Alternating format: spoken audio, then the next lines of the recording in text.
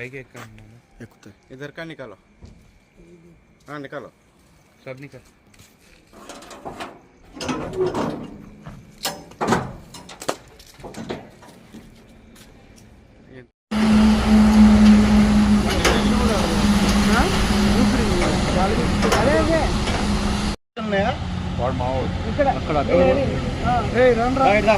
Permission ఏది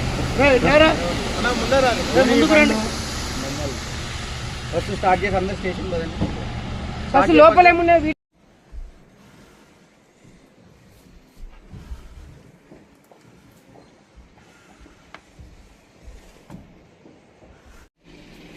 ಯೋ ಏಯ್ ಬಂದ್ಬಿಡಪ್ಪ ಯಾಕೆ ಅಷ್ಟು ಸಾರಿ ಹೇಳ್ತಾರೆ ಬಾ ಬಂದ್ಬಿಡು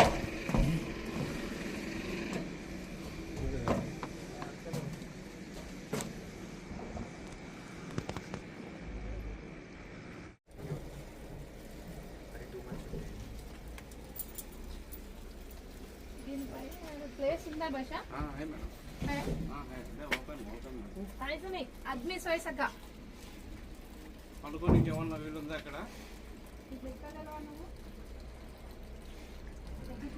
పైన మనుషులు ఉన్నారంట పైన మనుషులు ఉన్నారా సంతకి ఈ టైంలో అన్ని అట్లా కుట్టి తీసుకోపోతారా ఆవులన్నీ 70-80 ఆవులు మీరు సంతకి తీసుకోబోతున్నారు ఆ సంతకి ఈ టైంలో ఎన్ని పనులు ఉన్నాయి నేను ఇందాక ఎన్ని చెప్పినావు నాకు పనులు నీకు ఎన్ని ఉన్నాయి వెనకాల 6 అని చెప్పారు నాకు 6 పనులు ఇక్కడ ఒక్కనే వస్తున్నాయి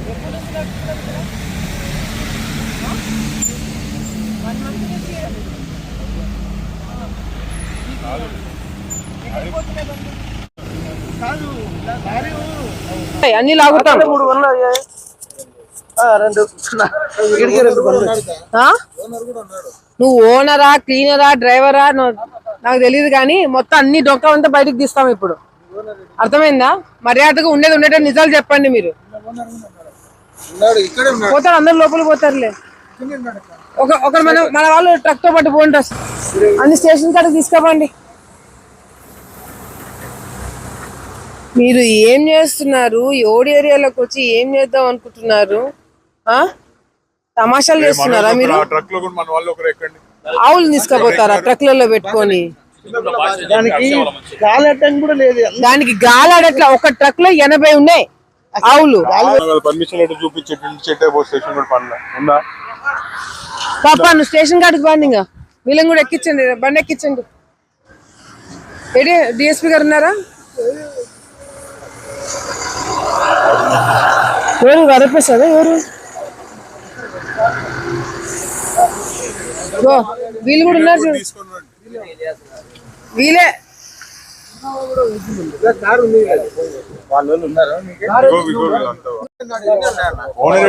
అగో కారు కూడా వాళ్ళదే ఒక ట్రక్ వెనకాల ఒక ఇన్నోవా ఫాలోయింగ్ బండి వీళ్ళకి ఒక్కొక్క ట్రక్ కి అక్కడ ఉంది మీ ఓనర్ ఆడి పారిపోయినాడు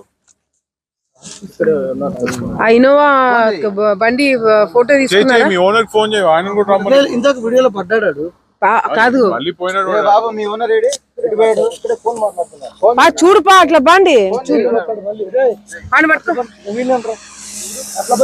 మీరు మీడియా లేరి ఫోన్ అడుగుపోండి అక్క ఫోన్ చేస్తే మన వాళ్ళు వచ్చి పట్టుకున్నారు ఇంకా వీడివి ఇక్కడ ఉన్న వీడివి 6 బండ్లు ఉన్నాయి వెనకాల ఎక్కడనేది ఎవరిచ్చారు మళ్ళు తీసుకెళ్ళమని ఎవరు చెప్పారు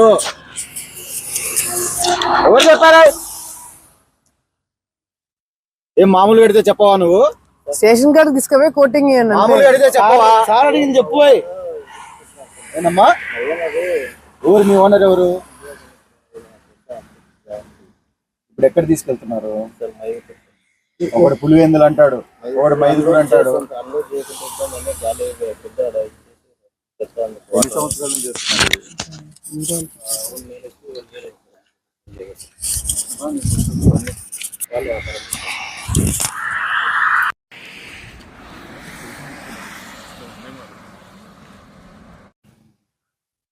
ఈరోజు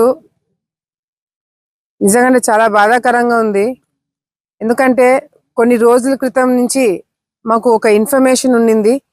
ఈ ప్రాంతం నుంచి ట్రక్స్లో ఆవులు తీసుకుపోతున్నారని చెప్పి మాకు ఇన్ఫర్మేషన్ ఉండింది. కానీ అది ఎంతవరకు నిజమో ఏంటో మాకు కూడా తెలియలేదు.